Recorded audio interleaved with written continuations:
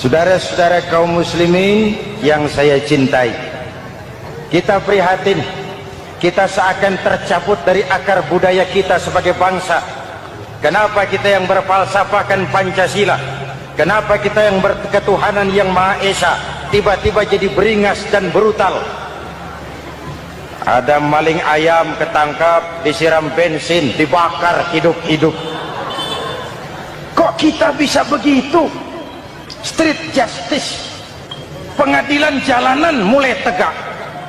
Iyalah kita tidak puas dengan kerja aparat kita, tapi jangan main hakim sendiri. Ini negara, bukan hutan.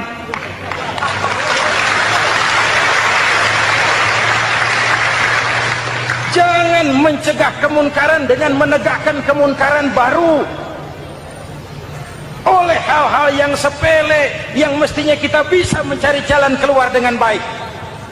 Ayo luruskan saf, rapatkan barisan, satukan langkah, tautkan hati. Kita satu umat yang satu, diikat oleh Al-Quran. Hanya dengan kebersamaan kita akan mampu menata hari esok yang lebih baik atas dasar keadilan dan kebenaran. Dulu Muhammad Toha teriak takbir ngadepi Belanda. Bung Tomo teriak takbir ngadepi Belanda. Ayeuna takbir ngadepi batur sadulur salembur. Nanaonan.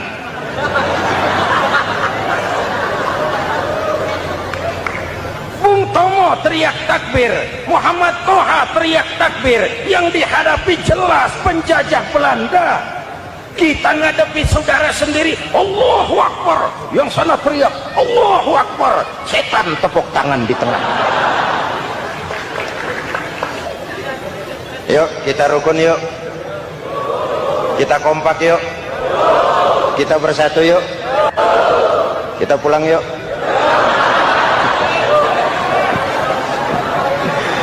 Ini misi kedua. Misi yang ketiga, Al-Quran membebaskan manusia dari gaya hidup sekuler. Quran mengingatkan, awas bung, ada hidup sesudah mati, ada akhirat sesudah dunia. Lebih untung orang yang percaya akhirat daripada yang tidak. Paling tidak hidupnya normatif. Contoh, saudara yakin akhirat ada, lalu saudara hidup baik-baik, menjauhi yang munkar, meninggalkan yang haram, saudara sujud, puasa, jihad, lalu saudara mati. Setelah mati ternyata akhirat tidak ada ruginya. Paling kurang kita sudah dicatat sebagai orang baik. Sebaliknya, saudara tidak percaya sama akhirat, lalu hidup seenaknya, judi, mabuk, zina, nipu orang, korupsi, tenggelam dalam kemunkaran, lalu mati. Setelah mati ternyata akhirat ada. Baik, kemana anjen? Lebih untung orang yang percaya akhirat ketimbang yang tidak. Hidupnya ada rem. Iya pak, saya kepengen banyak uang, tapi kalau main judi nanti di akhirat bagaimana? Iya, saya kepengen jadi orang kaya, tapi kalau korupsi, nipu orang, buka peternakan tuyul, nanti di akhirat bagaimana? Gaya hidup yang berkeseimbangan, ada hidup sesudah mati dan ada akhirat sesudah dunia. Yang keempat, Quran membebaskan manusia dari belenggu kebodohan. Quran ayat yang pertama turun sudah berkata, Iqra, baca, kamu jangan jadi bodoh. Kebodohan menimbulkan kemiskinan, kemiskinan mendekatkan kepada kekufuran. Yang kelima, ini kado buat ibu-ibu, Quran mengangkat harkat, derajat dan martabat kaum wanita. Sebelum Quran turun, sebelum Islam datang, nasib wanita sangat menyedihkan. Dilahirkan hanya untuk melahirkan. Kalaupun berperan, peranannya tidak lebih segitiga. Dapur, sumur, kasur. Kasur, sumur, dapur. Dapur, sumur, kasur. Wanita dilecehkan, sekadar alat pemuas nafsu. Datang Islam, Rasul terenyuh, An-nisa imadul bilad, wanita adalah tiangnya negara. Jikalau baik wanita, baik negara. Jikalau rusak wanita, hancur negara. Karena wanita, negara jaya. Betul? Karena wanita, negara hancur. Betul? Maka wanita adalah bidadari yang kadang-kadang setan. Kadang-kadang.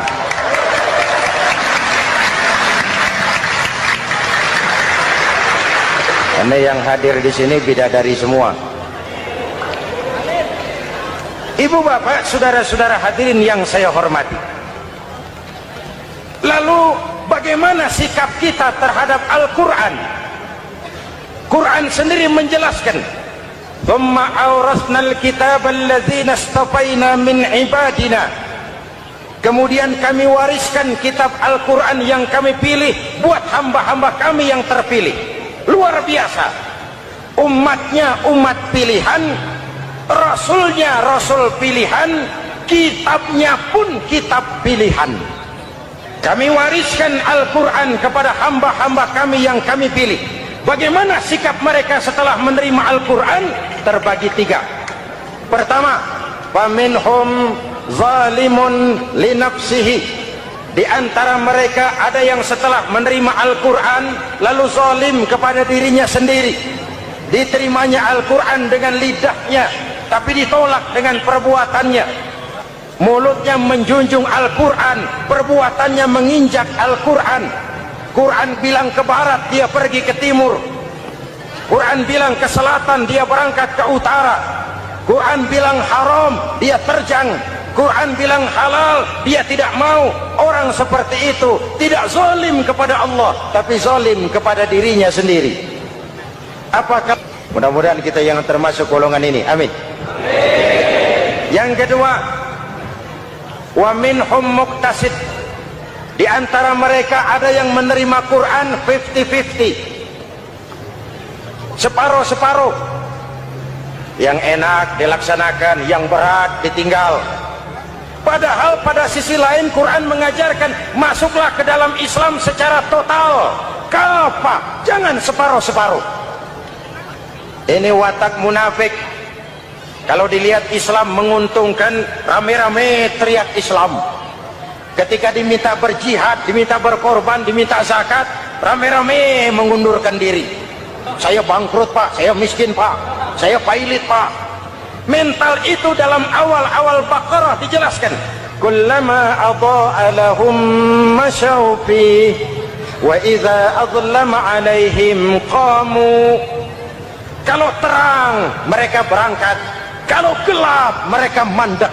Itu ciri orang munafik beragama. Kalau Islam menguntungkan, rame-rame teriak Islam. Ketika diminta berjihad, berkorban, berjuang, rame-rame mengundurkan diri. Muqtasid. Golongan yang ketiga, ini yang ideal. Wa minhum sabiqum bil khairati biiznillah. Di antara mereka ada yang setelah menerima Al-Quran lalu berlomba-lomba mengamalkannya, berlomba-lomba melaksanakannya. Jangan sampai yang baca Quran dengan suara merdu dapat piala, yang mengamalkan Quran dengan konsekuen dapat penjara.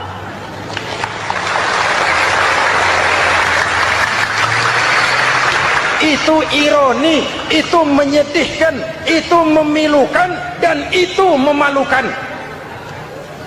Pilihan terserah kita. Satu hadis Rasulullah mengajarkan begini, man ja'alal qur'ana amamahu qadahu ilal jannah wa man ja'alal qur'ana khalfahu saqahu ilan nar. Siapa yang meletakkan Quran di depannya, dijadikannya Quran sebagai imam, Quran akan membimbing dia ke surga, surga dunia, lebih-lebih surga akhirat. Sebaliknya, siapa yang meletakkan Quran di belakang, dibelakanginya ajaran Quran, Quran akan mendorong dia ke neraka, neraka dunia, lebih-lebih neraka akhirat. Quran imam apa makmum? Kita makmum apa imam? Makmum ikut imam apa imam ikut makmum? Makmum ikut imam. Jikalau Quran adalah imam, Jikalau kita adalah makmum, ke barat kata Quran, ke barat kita berangkat. Ke timur kata Quran, ke timur kita menuju. Halal kata Quran, itu yang kita ambil.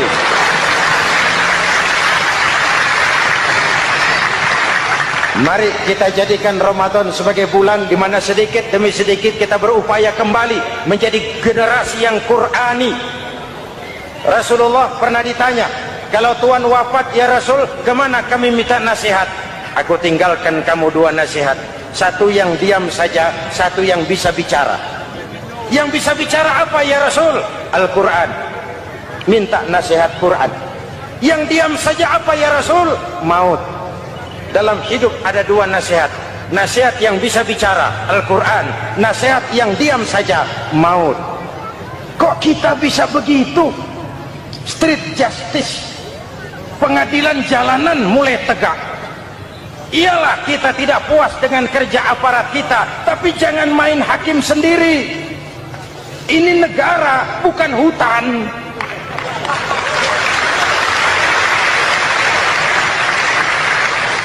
Jangan mencegah kemunkaran dengan menegakkan kemunkaran baru.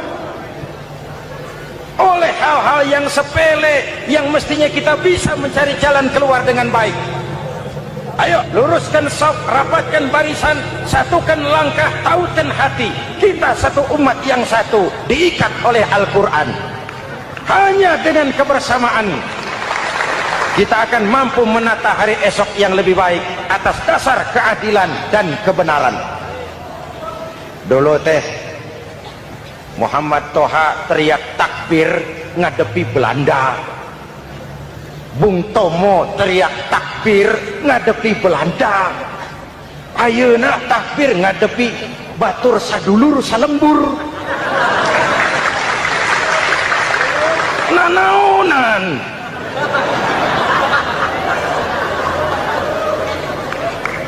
Bung Tomo teriak takbir, Muhammad Toha teriak takbir. Yang dihadapi jelas penjajah Belanda. Kita ngadepi saudara sendiri, Allahu Akbar. Yang sana teriak, Allahu Akbar. Setan tepuk tangan di tengah. Yuk kita rukun yuk. Kita kompak yuk. Kita bersatu yuk. Kita pulang yuk.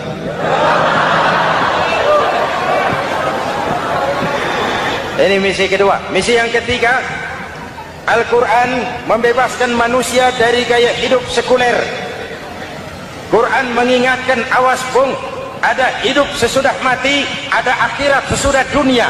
Lebih untung orang yang percaya akhirat daripada yang tidak. Paling tidak hidupnya normatif. Contoh, saudara yakin akhirat ada, lalu saudara hidup baik-baik, menjauhi yang munkar, meninggalkan yang haram, saudara sujud, puasa, jihad, lalu saudara mati. Setelah mati ternyata akhirat tidak ada ruginya. Paling kurang kita sudah dicatat sebagai orang baik. Sebaliknya, saudara tidak percaya sama akhirat, lalu hidup seenaknya, judi, mabuk, zina, nipu orang, korupsi, tenggelam dalam kemunkaran, lalu mati. Setelah mati ternyata akhirat ada. Baik, kemana anjen? Lebih untung orang yang percaya akhirat ketimbang yang tidak. Hidupnya ada rem. Iya pak, saya kepengen banyak uang, tapi kalau main judi nanti di akhirat bagaimana? Iya, saya kepengen jadi orang kaya, tapi kalau korupsi, nipu orang, buka peternakan tuyul, nanti di akhirat bagaimana? Gaya hidup yang berkeseimbangan. Ada hidup sesudah mati dan ada akhirat sesudah dunia.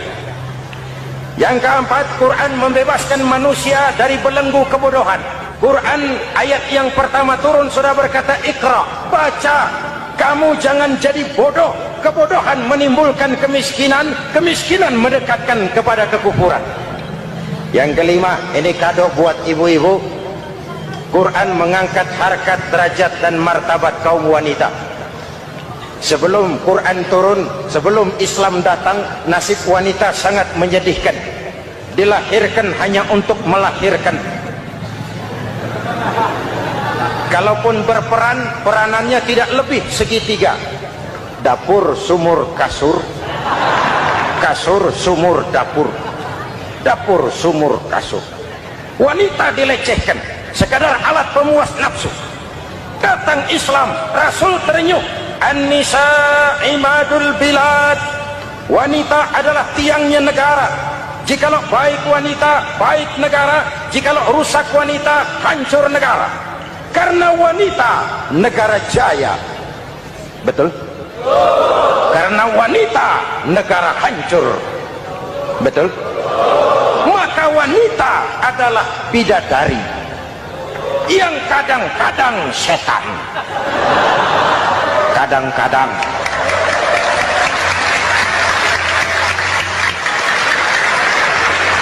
Ini yang hadir di sini bidadari semua. Ibu bapak, saudara-saudara hadirin yang saya hormati. Lalu bagaimana sikap kita terhadap Al-Quran? Quran sendiri menjelaskan, "Thumma awrasnal kitaba alladzina istafaina min ibadina." Kemudian kami wariskan kitab Al-Quran yang kami pilih buat hamba-hamba kami yang terpilih. Luar biasa. Umatnya umat pilihan, Rasulnya Rasul pilihan, kitabnya pun kitab pilihan. Kami wariskan Al-Quran kepada hamba-hamba kami yang kami pilih. Bagaimana sikap mereka setelah menerima Al-Quran? Terbagi tiga. Pertama, faminhum zalimun linafsihi. Di antara mereka ada yang setelah menerima Al-Quran lalu zalim kepada dirinya sendiri. Diterimanya Al-Quran dengan lidahnya, tapi ditolak dengan perbuatannya. Mulutnya menjunjung Al-Quran, perbuatannya menginjak Al-Quran. Quran bilang ke barat, dia pergi ke timur. Quran bilang ke selatan, dia berangkat ke utara. Quran bilang haram, dia terjang. Quran bilang halal, dia tidak mau. Orang seperti itu tidak zalim kepada Allah, tapi zalim kepada dirinya sendiri. Apa kalau kita, mudah-mudahan kita yang termasuk golongan ini, amin. Yang kedua, wa minhum muqtasid. Di antara mereka ada yang menerima Quran 50-50, separuh-separuh. Yang enak dilaksanakan, yang berat ditinggal. Padahal pada sisi lain Quran mengajarkan masuklah ke dalam Islam secara total, kafah, jangan separuh-separuh. Ini watak munafik. Kalau dilihat Islam menguntungkan, rame-rame teriak Islam. Ketika diminta berjihad, diminta berkorban, diminta zakat, rame-rame mengundurkan diri. Saya bangkrut pak, saya miskin pak, saya pailit pak. Mental itu dalam awal-awal Baqarah dijelaskan. Kullama adha'a lahum masyaw fih wa idza adlama alaihim qamu. Kalau terang mereka berangkat, kalau gelap mereka mandek. Itu ciri orang munafik beragama. Kalau Islam menguntungkan, rame-rame teriak Islam. Ketika diminta berjihad, berkorban, berjuang, rame-rame mengundurkan diri. Muqtasid. Golongan yang ketiga, ini yang ideal. Wa minhum sabiqum bil khairati biiznillah. Di antara mereka ada yang setelah menerima Al-Quran lalu berlomba-lomba mengamalkannya, berlomba-lomba melaksanakannya. Jangan sampai yang baca Quran dengan suara merdu dapat piala, yang mengamalkan Quran dengan konsekuen dapat penjara.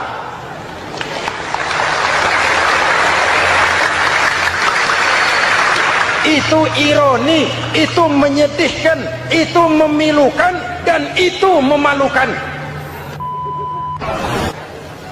Pilihan terserah kita. Satu hadis Rasulullah mengajarkan begini, man ja'alal qur'ana amamahu qadahu ilal jannah wa man ja'alal qur'ana khalfahu saqahu ilan nar. Siapa yang meletakkan Quran di depannya, dijadikannya Quran sebagai imam, Quran akan membimbing dia ke surga, surga dunia, lebih-lebih surga akhirat. Sebaliknya, siapa yang meletakkan Quran di belakang, dibelakanginya ajaran Quran, Quran akan mendorong dia ke neraka, neraka dunia, lebih-lebih neraka akhirat. Quran imam apa makmum? Kita makmum apa imam? Makmum ikut imam apa imam ikut makmum? Makmum ikut imam. Jikalau Quran adalah imam, jikalau kita adalah makmum, ke barat kata Quran, ke barat kita berangkat. Ke timur kata Quran, ke timur kita menuju. Halal kata Quran, itu yang kita ambil.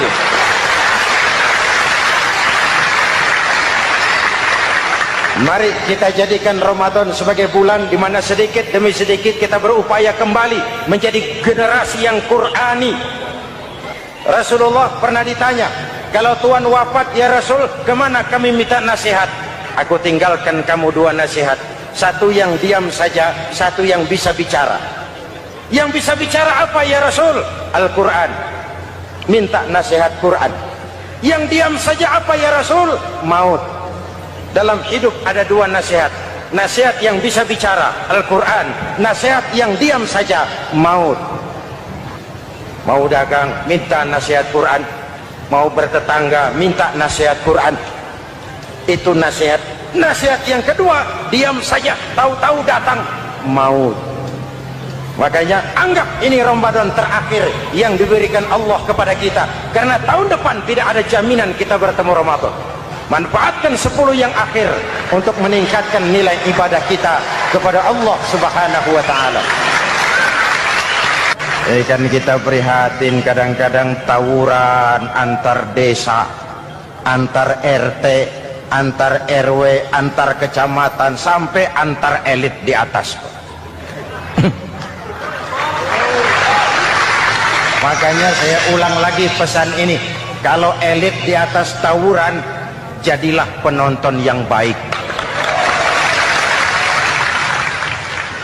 Saudara-saudara kaum muslimin yang saya cintai, kita prihatin, kita seakan tercabut dari akar budaya kita sebagai bangsa.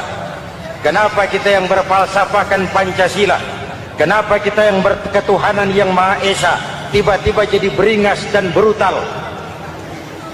Ada maling ayam ketangkap, disiram bensin, dibakar hidup-hidup. Kok kita bisa begitu? Street justice, pengadilan jalanan mulai tegak. Iyalah kita tidak puas dengan kerja aparat kita, tapi jangan main hakim sendiri. Ini negara, bukan hutan.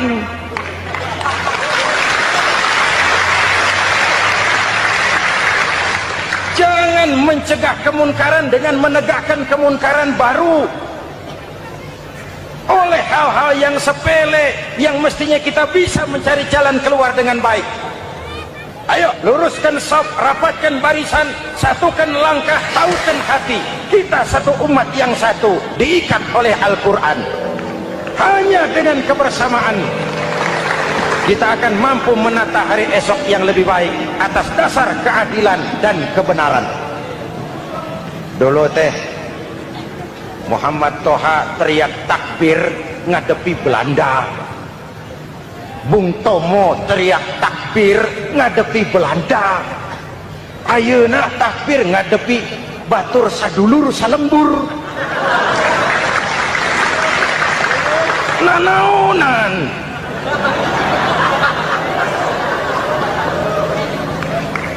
Bung Tomo teriak takbir, Muhammad Toha teriak takbir, yang dihadapi jelas penjajah Belanda. Kita ngadepi saudara sendiri, Allahu Akbar, yang sana teriak Allahu Akbar, setan tepuk tangan di tengah. Yuk kita rukun, yuk kita kompak, yuk kita bersatu, yuk kita pulang, yuk.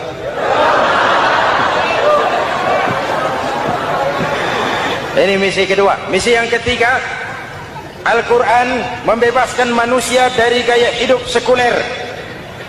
Quran mengingatkan, awas bung, ada hidup sesudah mati, ada akhirat sesudah dunia. Lebih untung orang yang percaya akhirat daripada yang tidak. Paling tidak hidupnya normatif. Contoh, saudara yakin akhirat ada, lalu saudara hidup baik-baik, menjauhi yang munkar, meninggalkan yang haram, saudara sujud, puasa, jihad, lalu saudara mati. Setelah mati ternyata akhirat tidak ada ruginya. Paling kurang kita sudah dicatat sebagai orang baik. Sebaliknya, saudara tidak percaya sama akhirat, lalu hidup seenaknya, judi, mabuk, zina, nipu orang, korupsi, tenggelam dalam kemunkaran, lalu mati. Setelah mati ternyata akhirat ada. Baik, kemana anjen? Lebih untung orang yang percaya akhirat ketimbang yang tidak. Hidupnya ada rem. Iya Pak, saya kepengen banyak uang, tapi kalau main judi nanti di akhirat bagaimana? Iya, saya kepengen jadi orang kaya, tapi kalau korupsi, nipu orang, buka peternakan tuyul, nanti di akhirat bagaimana? Gaya hidup yang berkeseimbangan. Ada hidup sesudah mati dan ada akhirat sesudah dunia. Yang keempat, Quran membebaskan manusia dari belenggu kebodohan. Quran ayat yang pertama turun sudah berkata, Iqra, baca, kamu jangan jadi bodoh. Kebodohan menimbulkan kemiskinan, kemiskinan mendekatkan kepada kekufuran. Yang kelima, ini kado buat ibu-ibu, Quran mengangkat harkat, derajat dan martabat kaum wanita. Sebelum Quran turun, sebelum Islam datang, nasib wanita sangat menyedihkan. Dilahirkan hanya untuk melahirkan. Kalaupun berperan, peranannya tidak lebih segitiga. Dapur, sumur, kasur. Kasur, sumur, dapur. Dapur, sumur, kasur. Wanita dilecehkan, sekadar alat pemuas nafsu. Datang Islam, Rasul terenyuh, An-nisa imadul bilad. Wanita adalah tiangnya negara. Jikalau baik wanita, baik negara. Jikalau rusak wanita, hancur negara. Karena wanita, negara jaya. Betul? Karena wanita, negara hancur. Betul? Maka wanita adalah bidadari yang kadang-kadang setan. Kadang-kadang.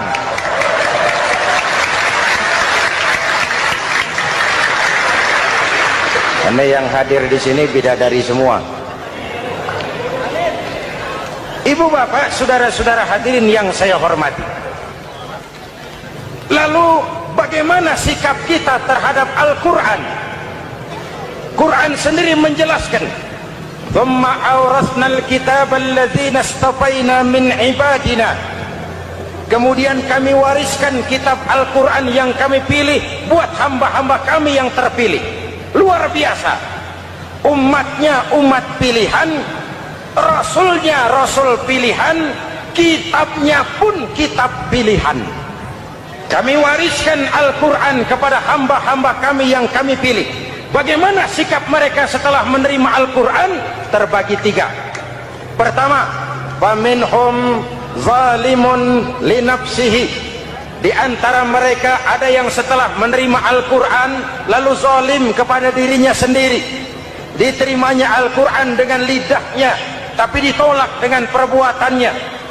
Mulutnya menjunjung Al-Quran, perbuatannya menginjak Al-Quran. Quran bilang ke barat, dia pergi ke timur. Quran bilang ke selatan, dia berangkat ke utara. Quran bilang haram, dia terjang. Quran bilang halal, dia tidak mau. Orang seperti itu tidak zalim kepada Allah, tapi zalim kepada dirinya sendiri. Apakah mudah-mudahan kita yang termasuk golongan ini, amin. Yang kedua, wa minhum muqtasid. Di antara mereka ada yang menerima Quran 50-50, separuh-separuh. Yang enak dilaksanakan, yang berat ditinggal. Padahal pada sisi lain Quran mengajarkan masuklah ke dalam Islam secara total, kafah, jangan separuh-separuh. Ini watak munafik. Kalau dilihat Islam menguntungkan, rame-rame teriak Islam. Ketika diminta berjihad, diminta berkorban, diminta zakat, rame-rame mengundurkan diri. Saya bangkrut Pak, saya miskin Pak, saya pailit Pak. Mental itu dalam awal-awal Baqarah dijelaskan. Kullama adha'a lahum masyaw fih wa idza adlama alaihim qamu. Kalau terang mereka berangkat, kalau gelap mereka mandek. Itu ciri orang munafik beragama. Kalau Islam menguntungkan, rame-rame teriak Islam. Ketika diminta berjihad, berkorban, berjuang, rame-rame mengundurkan diri. Muqtasid. Golongan yang ketiga, ini yang ideal. Wa minhum sabiqum bil khairati biiznillah. Di antara mereka ada yang setelah menerima Al-Quran lalu berlomba-lomba mengamalkannya, berlomba-lomba melaksanakannya. Jangan sampai yang baca Quran dengan suara merdu dapat piala, yang mengamalkan Quran dengan konsekuen dapat penjara.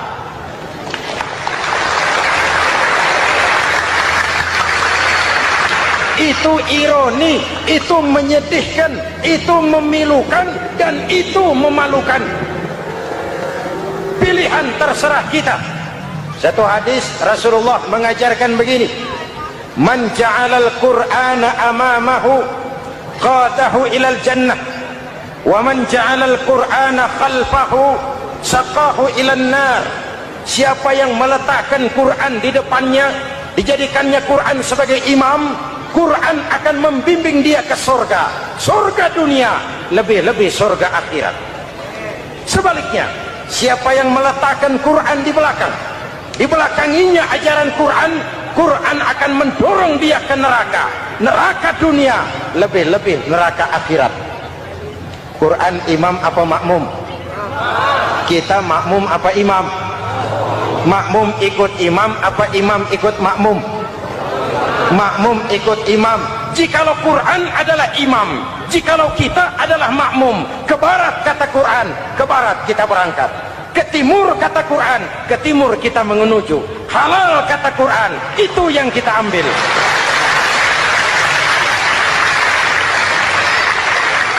Mari kita jadikan Ramadan sebagai bulan di mana sedikit demi sedikit kita berupaya kembali menjadi generasi yang Qurani. Rasulullah pernah ditanya, kalau Tuhan wafat ya Rasul, kemana kami minta nasihat? Aku tinggalkan kamu dua nasihat. Satu yang diam saja, satu yang bisa bicara. Yang bisa bicara apa ya Rasul? Al-Quran. Minta nasihat Quran. Yang diam saja apa ya Rasul? Maut. Dalam hidup ada dua nasihat. Nasihat yang bisa bicara, Al-Quran. Nasihat yang diam saja, maut. Kok kita bisa begitu? Street justice, pengadilan jalanan mulai tegak. Iyalah kita tidak puas dengan kerja aparat kita, tapi jangan main hakim sendiri. Ini negara, bukan hutan.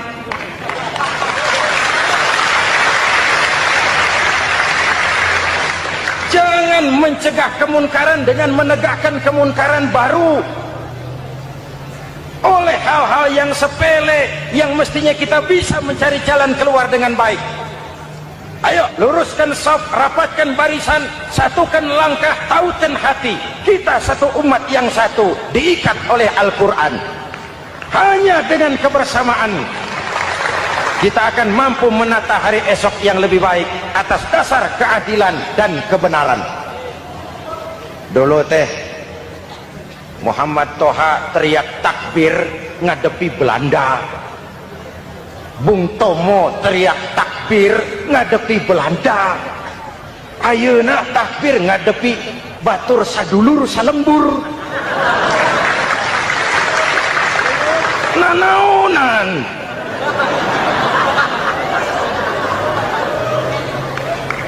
Bung Tomo teriak takbir, Muhammad Toha teriak takbir. Yang dihadapi jelas penjajah Belanda.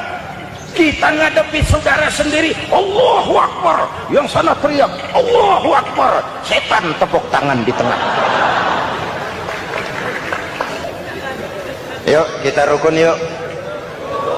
Kita kompak yuk. Kita bersatu yuk. Kita pulang yuk.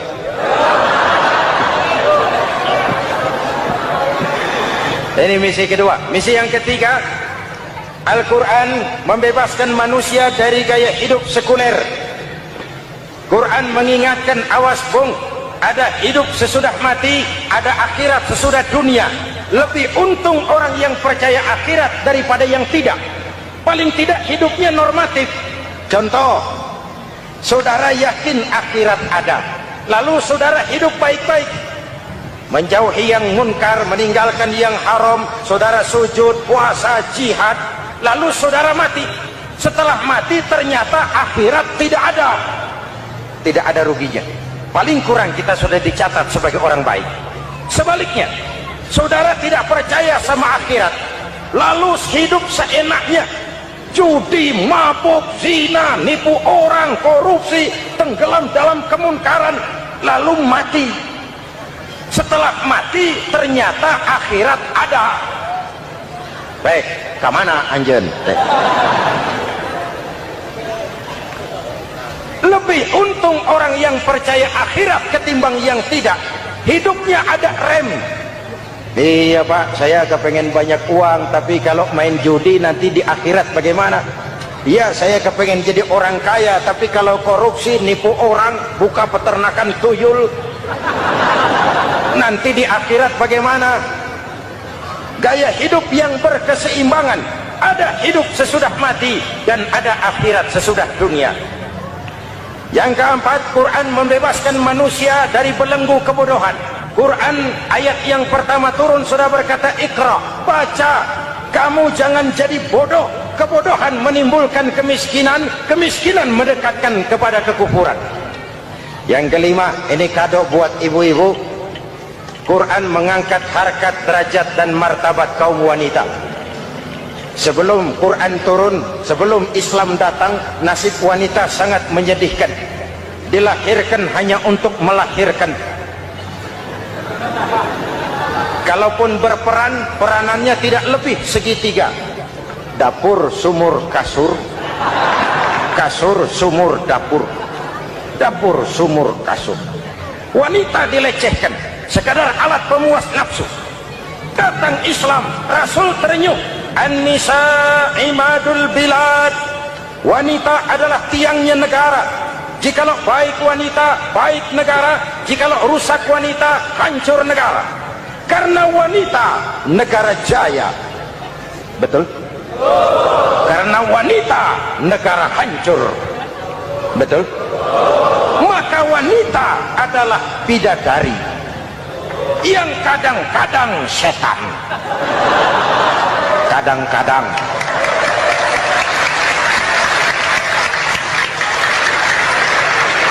Karena yang hadir di sini bidadari semua. Ibu bapak, saudara-saudara hadirin yang saya hormati. Lalu bagaimana sikap kita terhadap Al-Quran? Quran sendiri menjelaskan, "Tsumma awrasnal kitaba alladzina istafaina min ibadina." Kemudian kami wariskan kitab Al-Quran yang kami pilih buat hamba-hamba kami yang terpilih. Luar biasa. Umatnya umat pilihan, Rasulnya Rasul pilihan, kitabnya pun kitab pilihan. Kami wariskan Al-Quran kepada hamba-hamba kami yang kami pilih. Bagaimana sikap mereka setelah menerima Al-Quran? Terbagi tiga. Pertama, faminhum zalimun li nafsihi. Di antara mereka ada yang setelah menerima Al-Quran lalu zalim kepada dirinya sendiri. Diterimanya Al-Quran dengan lidahnya, tapi ditolak dengan perbuatannya. Mulutnya menjunjung Al-Quran, perbuatannya menginjak Al-Quran. Quran bilang ke barat, dia pergi ke timur. Quran bilang ke selatan, dia berangkat ke utara. Quran bilang haram, dia terjang. Quran bilang halal, dia tidak mau. Orang seperti itu tidak zalim kepada Allah, tapi zalim kepada dirinya sendiri. Apa kalau kita, mudah-mudahan kita yang termasuk golongan ini, amin. Yang kedua, wa minhum muqtasid. Di antara mereka ada yang menerima Quran 50-50, separuh-separuh. Yang enak dilaksanakan, yang berat ditinggal. Padahal pada sisi lain Quran mengajarkan masuklah ke dalam Islam secara total, kafah, jangan separuh-separuh.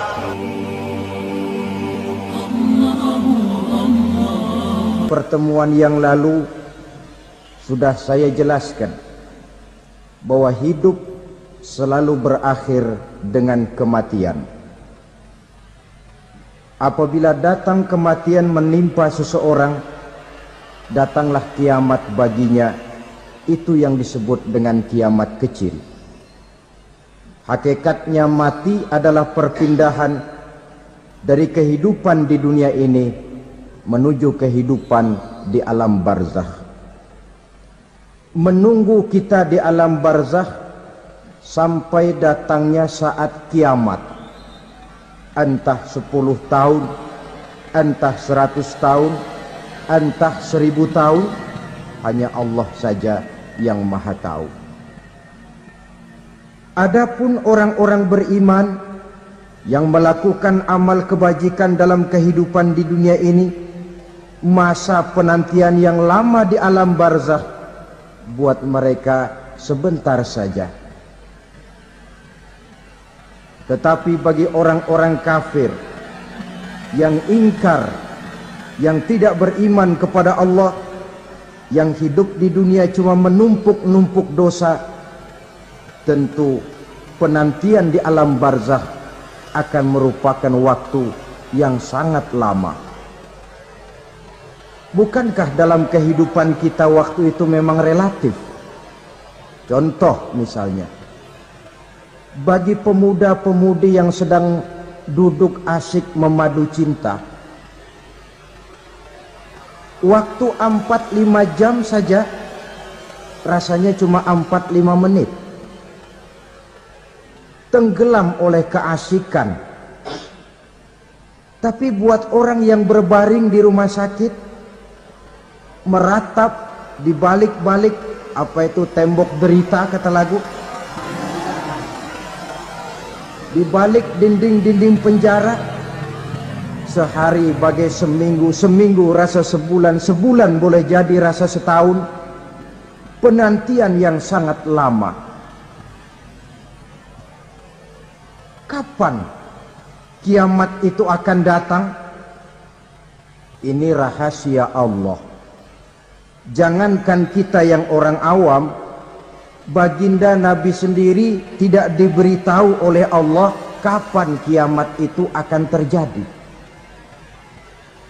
Tetapi sungguh pun demikian, banyak hadis-hadis yang menjelaskan ciri atau tanda-tanda datangnya kiamat.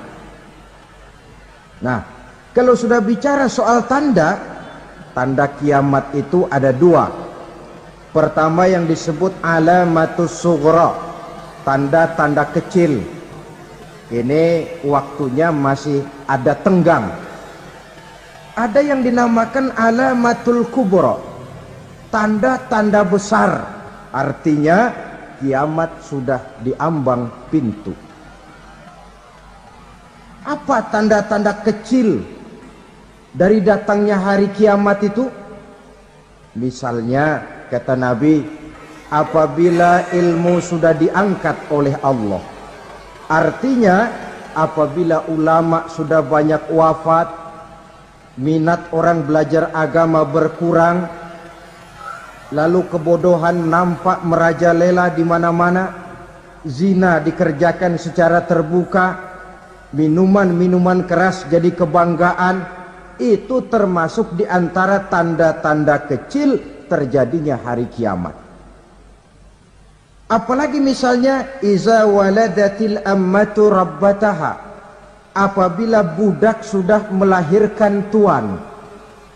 Apa maksudnya? Ada yang mentafsirkan apabila anak sudah bisa membudaki orang tuanya.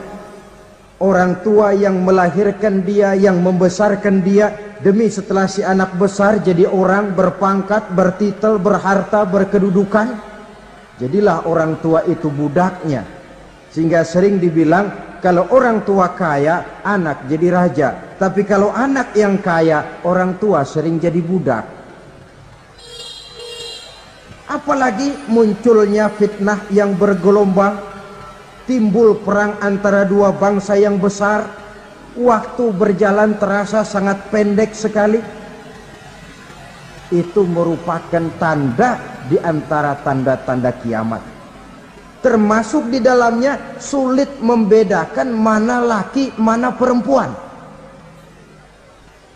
Kan kalau tanda-tanda kayak begini sekarang sudah banyak kita lihat kan. Lama banyak wafat, penggantinya sulit. Zina dikerjakan berterang-terangan, minuman keras jadi kebanggaan, banyak anak membudaki orang tuanya, sulit membedakan mana laki mana perempuan. Kadang-kadang dari belakang kita lihat perempuan bener, begitu kita colek nengok jenggotan.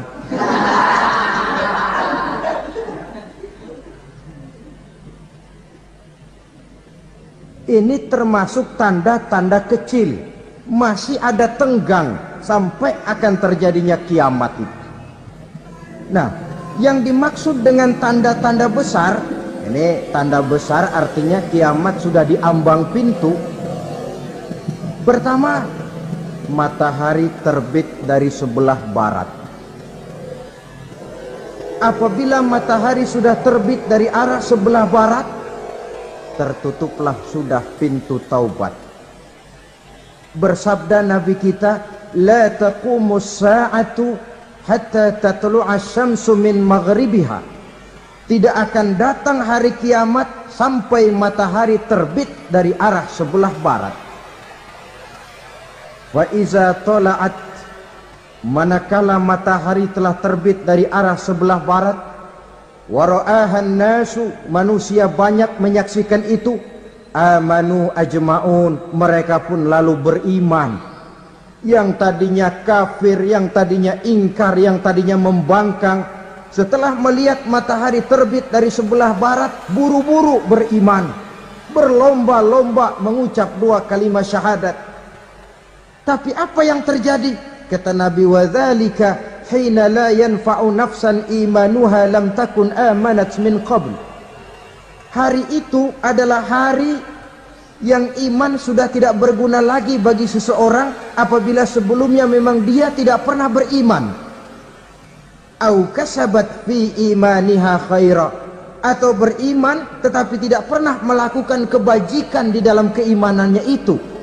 Hari yang sudah kasib, hari yang sudah terlambat, beriman tidak akan ada gunanya lagi. Ini pelajaran buat kita. Sebelum sang surya terbit dari sebelah barat, sebelum nafas sampai di tenggorokan, artinya pintu taubat masih terbuka. Kalau dua hal itu sudah terwujud, nafas sudah sampai di kerongkongan atau matahari sudah terbit dari arah sebelah barat, tertutuplah sudah pintu taubat. Tak ada lagi gunanya pangkat, jabatan, harta, bahkan beriman pun dalam suasana macam itu. Too late, kata orang Kulon.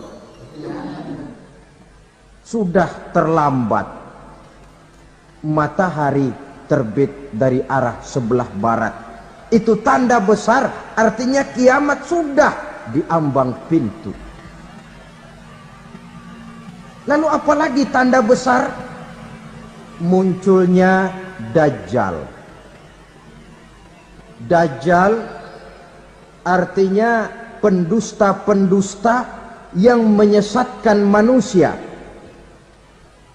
Ada dua macam Dajjal, saudara. Ada Dajjal kecil. Ini Dajjal kelas teri. Kalau ini sejak zaman Rasulullah sudah ada itu. Tiap zaman ada. Di zaman Rasulullah misalnya ada yang bernama Aswad al-Unsi dari Yaman. Ada yang namanya Musailamah al-Kazzab dari Yamama. Ada yang namanya Ibnu Sayyad dari Madinah. Ini Dajjal-Dajjal di zaman Rasul. Musailamatul Kazzab memproklamirkan diri jadi nabi dia. Di zaman Rasul masih hidup. Ini Dajjal zaman Nabi. Di zaman sahabat muncul Dajjal-Dajjal. Di zaman kita sekarang ini, dajjal-dajjal pun gentayangan. Dajjal-dajjal kelas teri. Kerjanya mendustakan manusia, menyesatkan manusia, memalingkan manusia dari jalan yang benar dan diridhoi oleh Allah Subhanahu wa taala. Adapun yang merupakan tanda besar dari datangnya kiamat, dajjal-dajjal kelas kakap. Pembohong-pembohong besar yang menyesatkan masyarakat manusia berpaling dari jalan Allah mengikuti jalan mereka. Apa sih ciri dajjal itu? Kata Nabi dalam hadis Bukhari Muslim, "Innad dajjala", sesungguhnya yang namanya dajjal itu yakhruju, satu saat akan muncul mendekati hari kiamat, wa inna ma'ahu ma'an, si dajjal ini membawa air, wa naran, dan juga membawa api. Dua simbol. Di tangan yang satu dia bawa air, di tangan yang satu dia bawa api. Wa ammal ladzi yarahu an-nasu ma'an fanarun, adapun yang orang banyak lihat air, hakikatnya adalah api. Yang dilihat api, hakikatnya adalah air. Oleh sebab itu, kalau api yang ditawarkan, ambillah air. Kalau air yang ditawarkan, pilihlah api. Maksudnya apa ini? Ini bahasa simbol, saudara-saudara. Dajjal bicaranya seolah-olah untuk kepentingan manusia, menawarkan surga. Surga yang dia tawarkan hakikatnya neraka. Hai manusia, kalau kau mau bahagia, jangan dekat-dekat dengan agama. Sholat itu tidak efektif dan efisien, tidak produktif dari segi ekonomi itu. Menghadiri majelis taklim cuma buang-buang waktu. Tahajud, tasbih, tahlil, baca Quran, apa itu? Pekerjaan mubazir saja. Hidup ini cuma sekali, masa yang cuma sekali, manfaatkan dengan sebaik-baiknya. Mumpung, dibawanya sifat mumpung tetapi dalam pengertian yang sangat negatif. Bicaranya seolah-olah untuk kepentingan manusia, tetapi sebenarnya menjerumuskan manusia. Menawarkan air, tapi sebenarnya api. Menawarkan api, tapi hakikatnya air. Buat apa kamu sholat?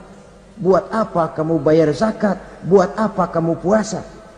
Surga yang dicanangkan Dajjal, hakikatnya neraka. Neraka yang digambarkan Dajjal, pada dasarnya adalah surga. Jadi memutarbalikkan fakta itu kerjaan Dajjal.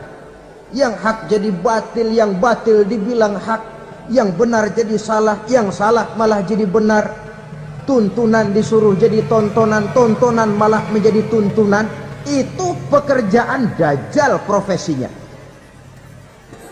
Zamannya Nabi Adam, Dajjalnya kan iblis. Betul? Apa sih gang kerayuan iblis itu? Allah setelah menciptakan Nabi Adam kan bilang, Adam, kau dan istrimu Hawa tinggal di surga ini. Seluruh fasilitas yang ada di surga persilahkan kau nikmati. Satu yang tidak boleh, jangan coba-coba dekati pohon khuldi. Dekat saja jangan, apalagi sampai memetiknya. Datang Dajjal yang namanya iblis ini. Adam, kamu tahu nggak kenapa tidak boleh makan buah khuldi? Ya nggak tahu, pokoknya saya dilarang. Bodoh kamu Dam. Khuldun artinya kekal. Kalau kamu makan itu buah, kau akan kekal di surga buat selamanya. Allah tidak kepengen, maka dilarang kamu makan buah khuldi. Kalau kau ingin kekal di surga Adam, makan saja.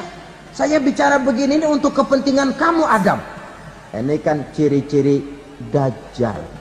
Bicaranya sih seolah-olah untuk kepentingan Nabi Adam, hakikat sebenarnya menjerumuskan Nabi Adam supaya ingkar dan melanggar larangan dari Allah Subhanahu wa ta'ala. Jadi setelah muncul Dajjal, timbul kekacauan-kekacauan di masyarakat. Banyak yang terpengaruh, terpedaya, dan terpesona. Termasuk mereka yang memproklamirkan diri jadi nabi. Mereka yang memproklamirkan diri jadi rasul di zaman sesudah Rasulullah wafat. Itu adalah dajjal-dajjal.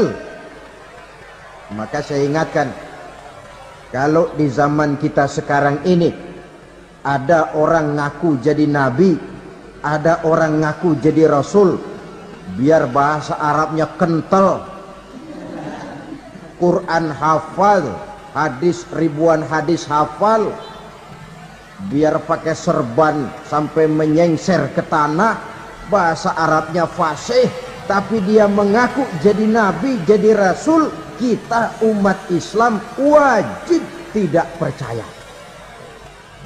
Wajib untuk tidak percaya. Itulah dajjal-dajjal zaman kita sekarang ini. Tidak mustahil mereka datang mempengaruhi orang-orang awam supaya berpaling dari Rasulullah, mengikuti mereka. Nah, di akhir zaman nanti, mendekati hari kiamat, dajjal ini muncul. Dajjal kelas kakap, menyesatkan masyarakat manusia untuk berpaling dari Islam, mengikuti seruan mereka. Apalagi di antara datangnya kiamat itu, tanda yang besar itu, turunnya Nabiullah Isa Al-Masih, putra Maryam. Menurut berbagai hadis yang sahih, Nabi Isa Al-Masih nanti akan turun lagi. Tidak membawa risalah yang baru, tapi meluruskan risalah Islam ini yang telah banyak ditinggalkan oleh masyarakat. Bahkan ada hadis menjelaskan beliau akan membunuh Nabi, mematahkan kayu-kayu salib, lalu melaksanakan haji dan umrah mengikuti syariat Nabi Muhammad, bukan membawa agama baru. Menjadi semacam mujaddid, reformer, menyelamatkan manusia dari bisikan dajjal. Bahkan ada riwayat yang menjelaskan bahwa Nabi Isa berhasil mengalahkan dajjal, mengembalikan masyarakat manusia kembali kepada ajaran Islam yang datang dari Allah, dibawa oleh Rasulullah sallallahu alaihi wasallam. Dengan kata lain, turunnya Nabi Isa bukan sebagai nabi dan rasul baru, tetapi mengikuti syariat Nabi kita Muhammad sallallahu alaihi wasallam. Saudara hadirin, ibu-ibu hadirat yang saya hormati, kemudian apalagi di antara tanda-tanda besar akan datangnya kiamat itu? Keluarnya asap atau awan. Kata Nabi, inna min asrati sa'ah dukhanan yamla'u ma bainal masyriqi wal maghrib. Di antara tanda-tanda kiamat, munculnya awan atau asap yang memenuhi antara langit dan bumi. Ini pun diperkuat dalam surah Ad-Dukhan ayat 10. Fartaqib yauma ta'ti as-sama' bidukhanin mubin fayughshan nas hadza azabun ali. Bagi orang-orang yang beriman, mereka biasa-biasa saja. Tapi bagi orang kufur, datangnya asap dan awan ini merupakan azab yang kelewat pedih. Barangkali sedikit mendekati gambaran tentang azab yang pedih ini, saya ingatkan alam pikiran kita kepada peristiwa yang belum lama terjadi. Pernah dengar berita bocornya reaktor nuklir di Chernobyl, Uni Soviet? Pernah dengar? Pernah. Bocornya reaktor nuklir di Chernobyl yang mengakibatkan ratusan, bahkan sangat mungkin ribuan nyawa. Cuma satu reaktor. Bagaimana kalau seluruh cadangan nuklir yang dimiliki oleh para negara adik kuasa ini diledakkan? Bahkan yang konon menurut catatan, cadangan nuklir yang dimiliki bersama oleh Amerika dan Rusia sekarang ini sudah sanggup memusnahkan 6 miliar manusia. 1,5 kali lebih banyak dari jumlah manusia yang nongkrong di permukaan bumi ini. Saudara-saudara hadirin yang saya hormati, lalu saat mendekati hari kiamat, apalagi tandanya setelah Nabi Isa wafat, pada saat turunnya yang kedua kali, lalu Allah meniupkan angin sejuk. Semua orang-orang beriman, orang-orang baik wafat, sehingga penghuni bumi ini cuma tinggal lagi terdiri dari orang-orang kafir. Tidak ada lagi di bumi ini yang bisa mengucapkan Allah.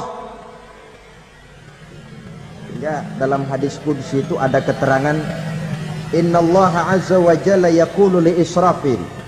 Allah pernah pesan kepada malaikat Israfil. Kata Allah, Israfil, iza sami'ta qailan yaqul Allah Allah fa akhirin nafakh 40 sanatan ikraman liqailiha. Hai Israfil, apabila kau dengar di permukaan bumi masih banyak orang yang mengucapkan Allah Allah, maka tunda sangkakala kiamat itu 40 tahun. Untuk apa? Ikraman liqailiha, menghormati orang yang mengucapkan Allah Allah itu. Wah, jadi karena sekarang masih banyak yang mengucapkan Allah, besar hatilah kita, masih jauh kiamat itu. Tapi jangan lupa, kiamat pribadi, kiamat kecil itu yang gak kita sangka-sangka. Ajal datang mencabut nyawa, itu kiamat pribadi. Dan itu yang pasti kita hadapi, dan itu yang membuat kita tidak boleh bersikap main-main di dalam kehidupan sekarang ini. Saudara hadirin yang saya hormati, tidak ada lagi orang-orang muslim. Seluruh penduduk dunia ini kafir. Lalu terciptalah struktur sosial yang berlandaskan prinsip hidup semau gue. Bakal terjadilah prinsip di mana yang kaya menyantap yang miskin, yang kuat menindas yang lemah. Hidup sudah bagaikan di rimba belantara, berlaku hukum rimba. Siapa yang kuat dia yang menang, siapa yang lemah menjadi mangsa. Timbul kekacauan, maksiat merajalela, munkarat menjadi-jadi, sehingga isi bumi ini penuh dengan segala macam perbuatan dosa. Tidak ada perlunya lagi alam diperpanjang temponya. Datang saat yang sudah dijanjikan oleh Allah Azza wa Jalla, maka terjadilah yang disebut kiamat kubra, kiamat besar, kiamat hancur-hancuran. Bagaimana kejadian ini dimulai? Dalam surah Az-Zumar ayat 68, Allah subhanahu wa ta'ala berfirman, wa nufikha fis suri fasa'iqa man fis samawati wa man fil ardi illa man sya'allahu. Maka manakala ditiuplah sangkakala, terkejutlah seluruh yang ada di langit dan seluruh yang ada di bumi.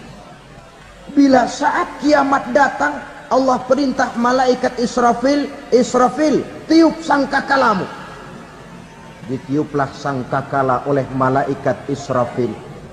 Yang akibat daripada tiupan itu, seluruh yang ada di langit, seluruh yang ada di permukaan bumi terkejut. Yang ada di langit siapa? Malaikat kan. Bayangin aja kalau malaikat kaget, apalagi kita. Terkejut seluruh makhluk yang ada di bumi, yang ada di langit mendengar suara sangkakala itu. Bunyinya tidak sanggup kita bayangkan dahsyatnya. Ledakan nuklir, ledakan neutron, belum apa-apa ketimbang bunyi sangkakala malaikat Israfil ini. Nah, lalu mendengar bunyi sangkakala ini, gemparlah makhluk, kacaulah alam. Bumi gempa, planet-planet bertabrakan, gunung meletus, air laut tumpah ke darat, angin topan bertiup, halilintar menyambar.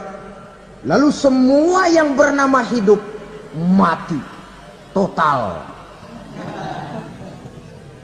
Mati bareng tanpa persiapan. La haula wala quwata illa billah. Saya kadang-kadang dalam tafakur bermohon, ya Allah, mudah-mudahan saya nggak nemuin kiamat beneran. Ngeri. Nggak bisa kita bayangkan macam apa suasana seperti itu. Allah saja banyak memberikan gambaran, misalnya Al-Qari'ah, wa mal qari'ah, wa ma adraka mal qari'ah. Kejadian yang menggemparkan. Tahukah kamu apa kejadian yang menggemparkan itu? Yauma yakunun nasu kal farasil mabsus wa takunul jibalu kal ihnil manfus. Pada saat itu manusia berterbangan bagai kupu-kupu. Gunung berterbangan seperti kapas ditiup angin. Gunung saja macam kapas, konon lagi manusia. Kematian total, mulai semut sampai gajah mati. Jin mati, iblis mati, malaikat mati. Malaikat saja mati. Saudara hadirin yang saya hormati, kematian total yang tanpa persiapan. Orang bilang, Pak, kalau mati bareng begitu yang repot malaikat maut dong ya. Cabut sana, cabut sini. Itu kalau menurut logika kita. Mestinya begitu menurut logika. Tapi logika juga yang bilang, nggak perlu serepot itu. Sebab untuk mematikan listrik di wilayah DKI, di wilayah Jakarta, nggak perlu tiap rumah didatengin, matiin, ya lama.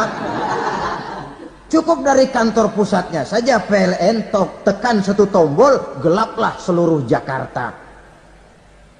Saudara hadirin yang saya hormati, kematian total.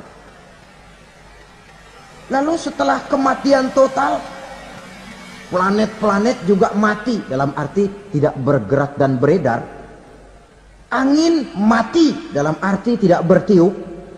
Air mati, dalam arti tidak ada riak gelombang. Pokoknya semua mati. Kullu nafsin za'iqatul maut, semua yang bernafas mati.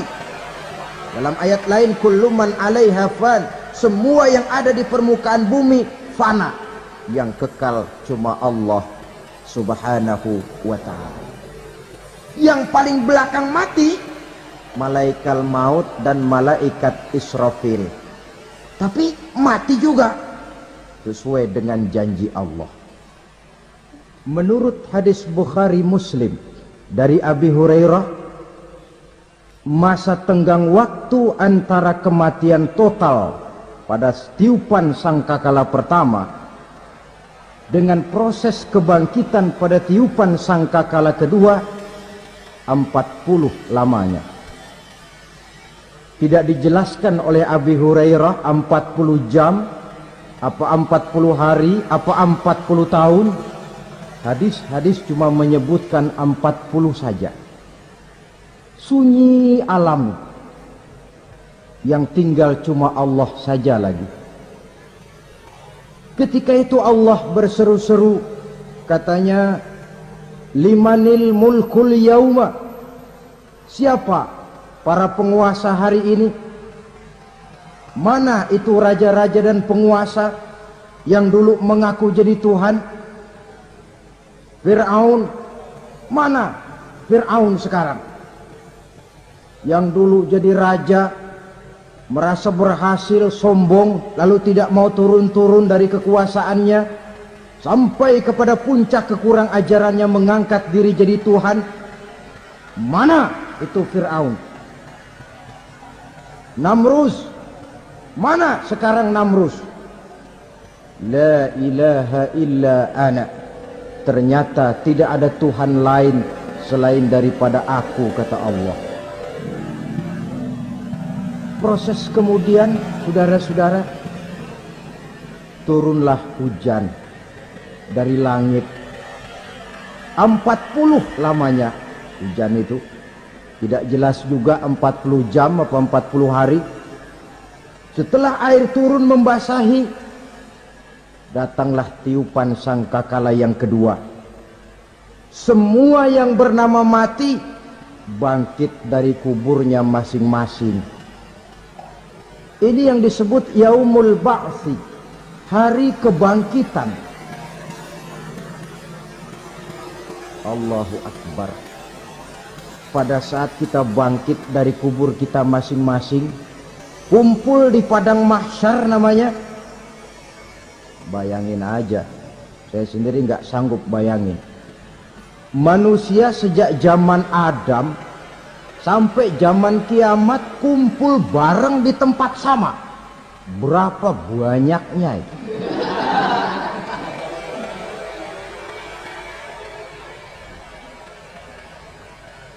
Dan yang luar biasa menurut satu riwayat, pada saat bangkit itu, Masya Allah, roman muka kita berubah,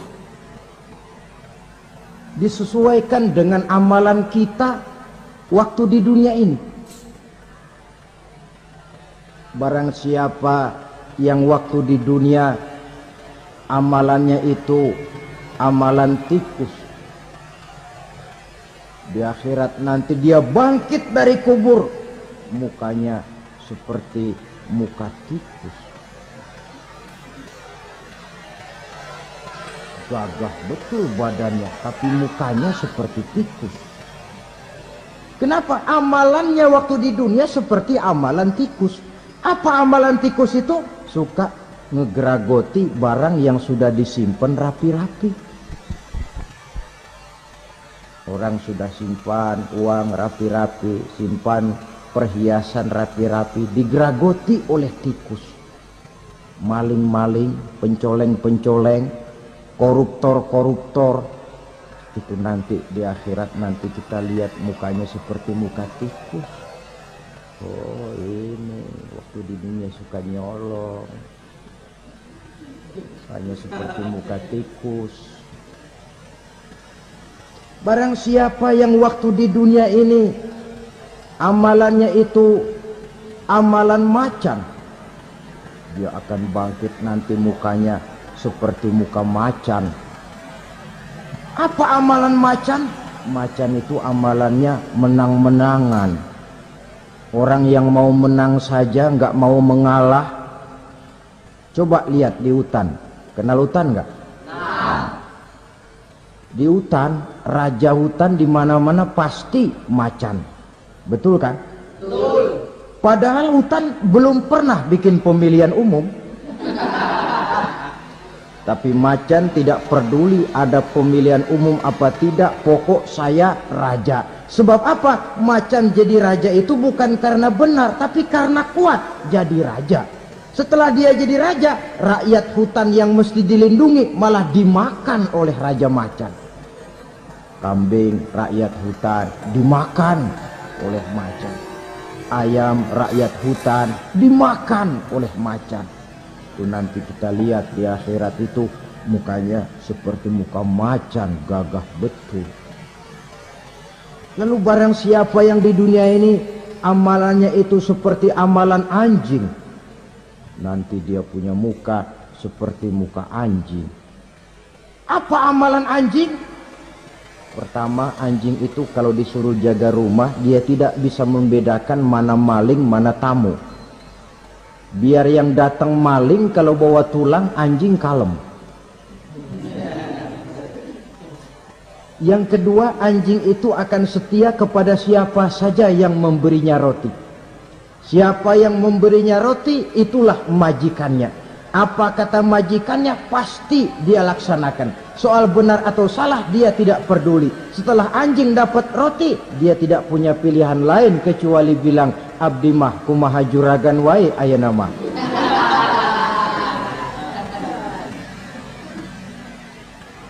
Saudara hadirin yang saya hormati,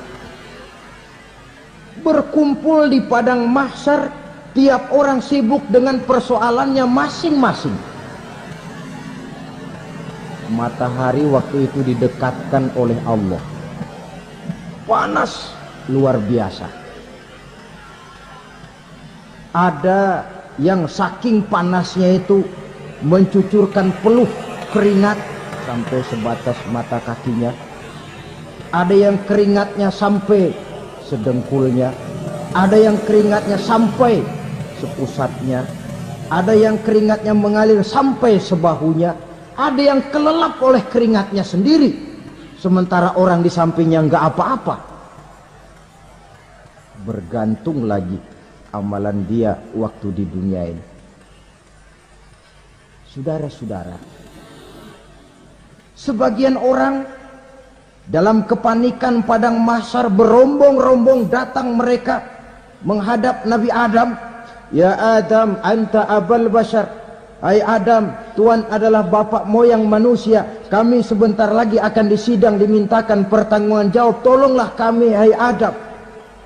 Kata Nabi Adam, jangankan nolongin sampean, saya sendiri tanggung jawab di hadapan Allah ketika dulu tidak boleh makan khuldi, saya serobot. Sudahlah, urus diri masing-masing saja, nafsi. Begitu kata Nabi Nuh, begitu kata Nabi Ibrahim. Tiap orang bertanggung jawab sendiri-sendiri. Ketika itulah saudara-saudara, nikmatnya menjadi umat Nabi besar Muhammad sallallahu alaihi wasallam.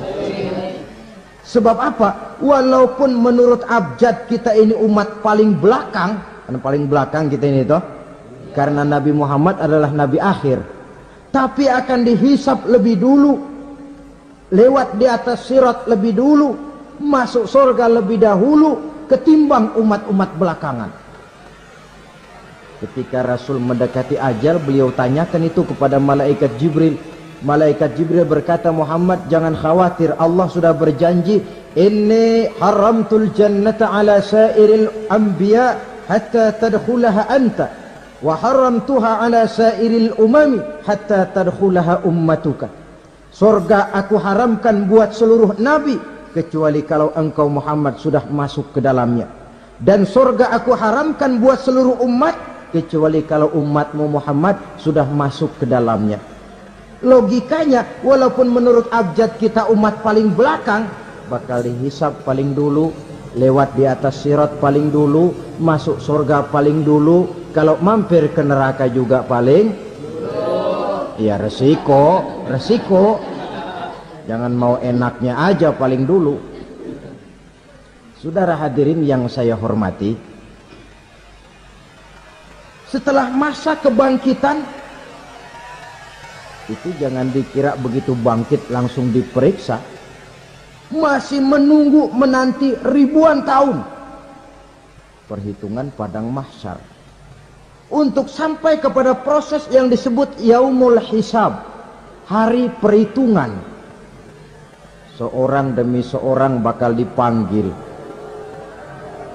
Bayangkan saja, kita se-RT saja di absen, kadang-kadang perlu waktu lama.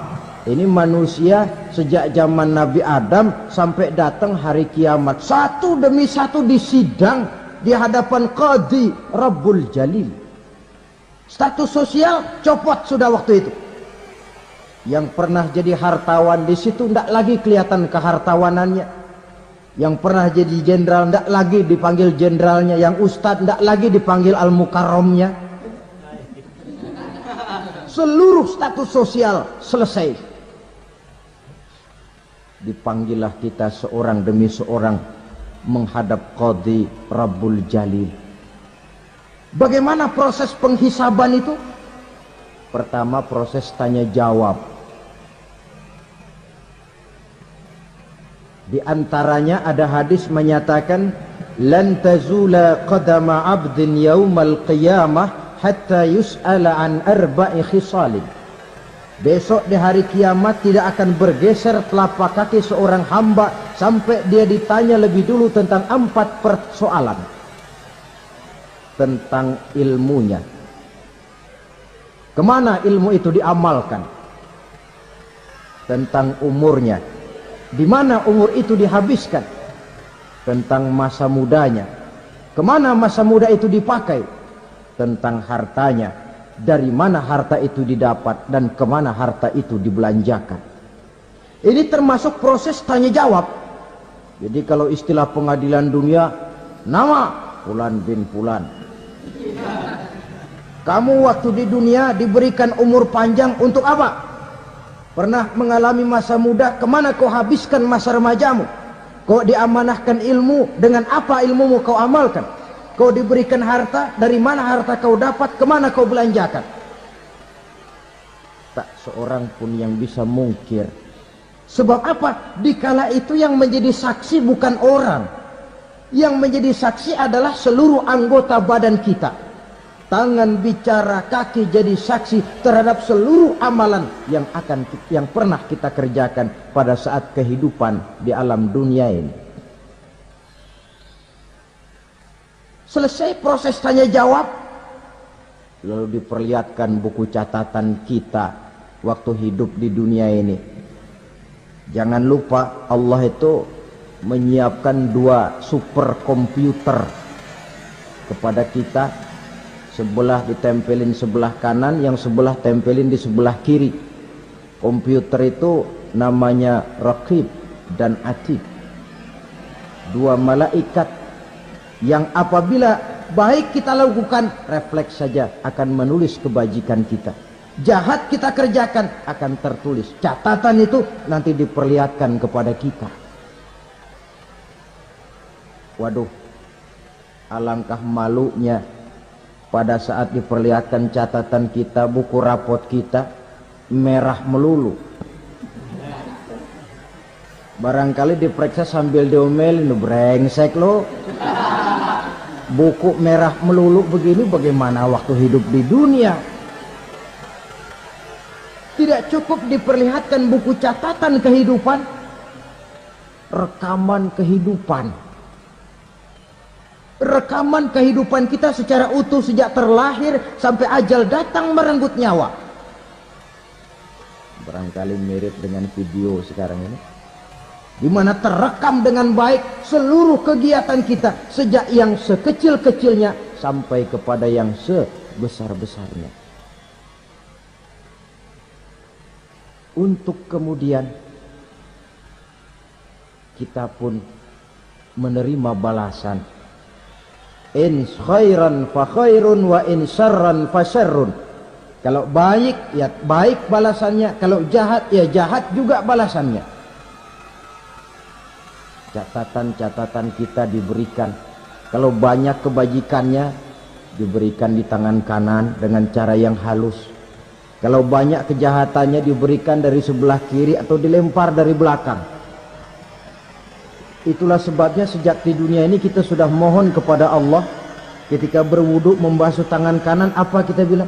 Allahumma a'tini kitabi biyamini wa hasibni hisaban yasira. Ya Allah, berikan saya kitab di tangan kanan, dan kalau saya memang perlu dihisap, hisaplah saya yang seringan-ringannya. Tangan kiri berlindung kita kepada Allah, jangan sampai diberikan kitab di tangan kiri atau dari arah sebelah belakang. Wa a'udzubika an tu'tiya kitabi bishimali aw min wara'i zuhri, dari arah sebelah belakang. Na'udzubillah min dzalik. Setelah selesai lewat proses penghisaban, lewat mizan, timbangan, maka yang sudah selesai dihisab itu bergeraklah menuju sirat, jembatan yang terbentang menuju surga melalui neraka. Saudara-saudara, panjangnya perjalanan sirat itu memakan waktu ratusan tahun. Tetapi orang yang lewat di atas sirat pun macam-macam, bergantung amalannya ketika di dunia ini. Ada yang lewat di atas sirat itu kalbarkil khatib, seperti kilat yang menyambar, lep, sudah sampai dia di surga. Cepat bukan main. Ada yang lewat di atas sirat itu seperti orang lari-lari. Ada yang lewat di atas sirat itu seperti orang jalan biasa. Ada yang sambil merangkak, ada yang sambil ngesor, ada yang sambil gelayutan, ada yang selamat sampai ke ujung ke surga, ada yang tergelincir jatuh masuk ke dalam neraka, bergantung amalannya dalam kehidupan di dunia sekarang ini. Tiap kita akan melewati yang namanya sirat ini. Saudara-saudara kaum muslimin yang saya hormati,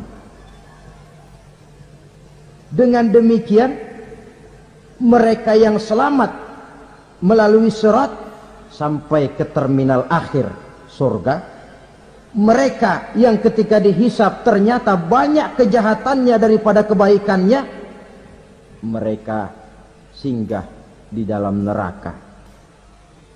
Nah, adapun orang-orang yang beriman menurut ayat Quran dan hadis Nabi itu nanti ada bermacam-macam. Ada orang beriman itu yang dimasukkan surga. Ada orang beriman itu yang dimasukkan ke dalam surga. Ada orang beriman itu yang disebut penduduk surga. Kenapa lain-lain, Pak? Karena waktu di dunia amalannya juga lain-lain. Ada orang beriman yang masuk surga. Ini paling murah tiketnya. Mau masuk surga?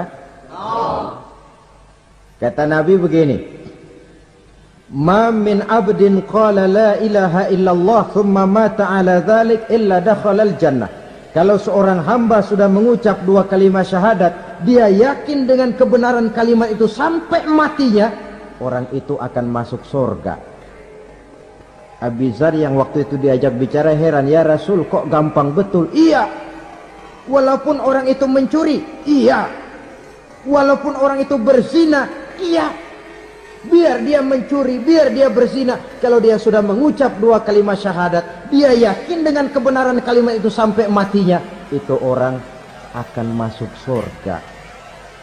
Jadi masuk surga cukup dua kalimat syahadat, yakin sampai mati, masuk surga.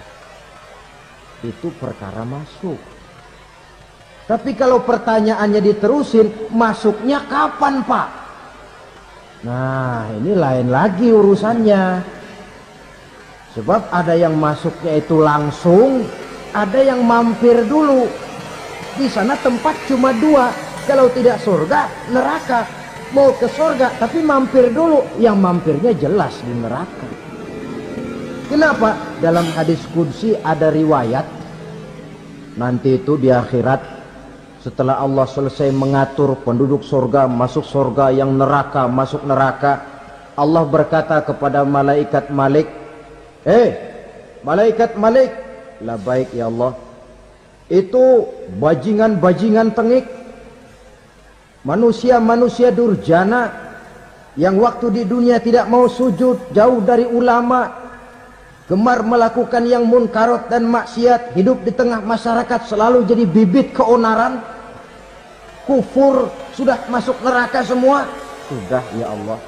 Nah, kalau sudah, coba sekarang kamu masuk, Malik.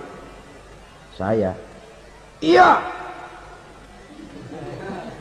masuk neraka. Mau apa ya Allah? Kata Allah, akhriju minan nar man kana fi qalbihi misqala habbatin min khardalin min iman. Kau masuk neraka, cari di dalam neraka orang-orang yang ada imannya walaupun kecil sebesar biji zarah, angkat mereka keluar. Masuk malaikat Malik ke neraka, cari orang yang ada imannya, korek-korek. Ya repot, udah pada gosong.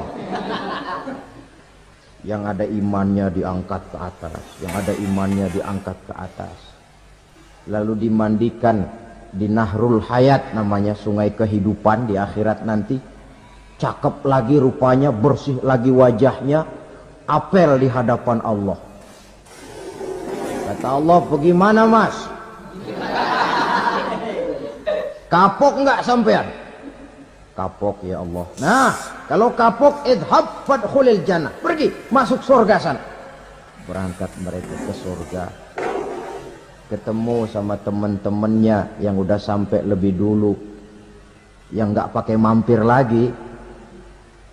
Terjadi dialog, kata teman-temannya yang udah pada nyampe duluan, Mas, iya, emang baru sampai? Oh, saya baru sampai. Memang mampir di mana dulu, Mas? Kita sudah lama sampai di surga. Saudara buka surah Al-Muddatsir ayat 34-35. Masalakakum fis saqar? Kenapa kamu mampir di neraka Saqar? Qalu lam naku minal musallin.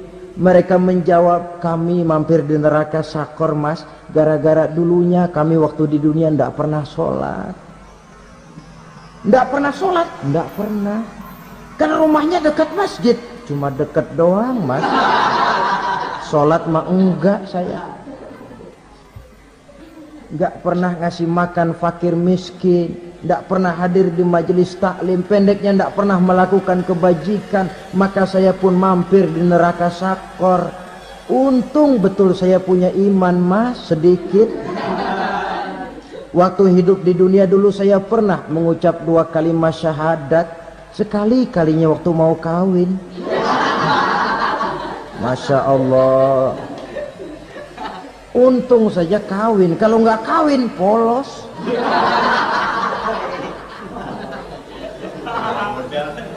Itu juga pengulu sudah setengah mati ngajarin.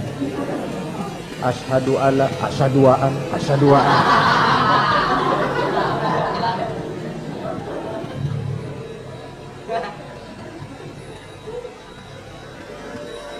Ini namanya masuk surga, ada mampir dulu. Ada pula orang mukmin itu yang dimasukkan surga. Namanya dimasukkan kan terima beres. Saya masuk ke rumah, jalan sendiri, cari tempat sendiri. Saya dimasukkan ke dalam rumah, terima beres, pokok ada di dalam, itu dimasukkan namanya. Nggak pakai mampir. Tapi tentu tiketnya lebih mahal ketimbang yang pertama tadi. Apa kata Allah? Innal ladzina amanu wa amilus salihat la ukaffiranna anhum sayyi'atihim wa la udkhilannahum jannah. Sesungguhnya orang-orang yang beriman kemudian beramal soleh, kami hapuskan segala dosa dan kesalahannya, kami masukkan mereka ke dalam surga. Lihat ayatnya, Allah yang memasukkan, kita yang dimasukkan. Tidak pakai transit, tidak usah mampir. Cuma tidak cukup syahadat, tidak cukup amanu, tapi diiringi dengan wa amilus salih. Iman, amal. Tidak cukup syahadat, lalu dibuktikan dia sholat, dia zakat, puasa, lalu dia melakukan berbagai macam kebajikan. Ini yang menyebabkan dia tidak pakai mampir di tempat yang bernama Saqar. Lalu ada pula orang mukmin itu yang disebut penduduk sorga. Wah, ini sudah VIP ini. Ashabul jannah, penduduk sorga. Siapa mereka? Kata Allah, innal ladzina amanu summa istaqamu fala khaufun alaihim wala hum yahzanun ulaika ashabul jannah hum fiha khalidun. Sesungguhnya orang-orang yang beriman lalu istiqamah, tetap dalam melaksanakan perintah Allah, tidak goyah, tidak labil tapi stabil, istiqamah, mereka tidak takut dan tidak bersedih hati. Merekalah penduduk surga. Iman, istiqamah. Tidak punya duit, sembahyang. Banyak duit, sembahyang. Miskin, sembahyang. Kaya, tetap sembahyang. Istiqamah. Kadang orang kalau susah rajin ke masjid, banyak duitnya ngelihat masjid melengos. Itu yang dibilang waktu miskin hamba Allah, setelah kaya jadi hamba harta. Bergeser, tidak ada nilai istiqomahnya. Saudara-saudara, dengan begitu penduduk neraka itu dua. Ada penduduk permanen, ada penduduk yang semi permanen. Yang semi permanen orang-orang beriman yang mempunyai dosa besar. Mereka masuk ke neraka untuk menerima azab sesuai dengan dosanya. Bila selesai masa azab itu, mereka akan diangkat untuk ditempatkan kembali ke dalam surganya Allah Subhanahu wa ta'ala. Nah, dikala itulah saudara-saudara, ada yang disebut syafaat dari Rasulullah sallallahu alaihi wasallam. Tapi tentu jangan lupa, syafaat ini ibarat kain menambal dia. Kita punya kain bolong-bolong sedikit, syafaat yang menambal. Sholat kita ada kurang dikit, sedekah kita ada campur riak dikit, amalan kita ada tidak karena Allah dikit, kita berharap syafaat. Jadi biarlah kain masih bolong-bolong, yang penting punya kain. Tapi kalau kainnya tidak ada, yang ditambal apanya? Sholat tidak, puasa tidak, zakat tidak, berharap syafaat saja. Ya, terlalu berlebihan itu. Saudara hadirin yang saya hormati, apabila selesai proses penghisaban, proses penghitungan, maka dikala itulah manusia terbagi dalam dua kelompok besar. Fariqun fil jannah wa fariqun fis sa'ir. Sekelompok orang-orang beruntung yang masuk ke dalam surga, dan sekelompok lagi masuk ke dalam neraka.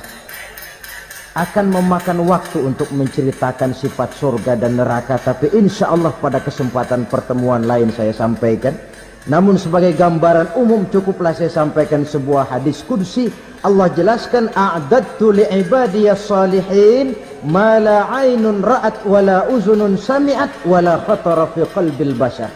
Aku sediakan buat hamba-hambaku yang soleh, yang tidak pernah terlihat oleh mata, tidak pernah terdengar oleh telinga, dan belum pernah terdetik dalam hati manusia. Jadi kenikmatan surga belum pernah dilihat mata, belum pernah didengar telinga, belum pernah terdetik dalam hati. Pedihnya azab neraka belum pernah terlihat mata, belum pernah terdengar telinga, belum pernah terdetik dalam hati. Saudara hadirin yang saya hormati, oleh karena itu sebagai uraian akhir daripada kiamat ini, marilah sama-sama kita memanfaatkan hidup dengan sebaik-baiknya, supaya jangan timbul penyesalan di hari kemudian nanti. Mudah-mudahan kita seluruhnya diselamatkan Allah dari azab neraka dan mendapat surga dan ridhonya. Sekian dan demikianlah pertemuan kita kali ini. Terima kasih banyak atas segala perhatian. Mohon maaf atas segala kekurangan. Usikum wa nafsi bitaqwallah. Wassalamualaikum warahmatullahi wabarakatuh. Waalaikumsalam warahmatullahi wabarakatuh.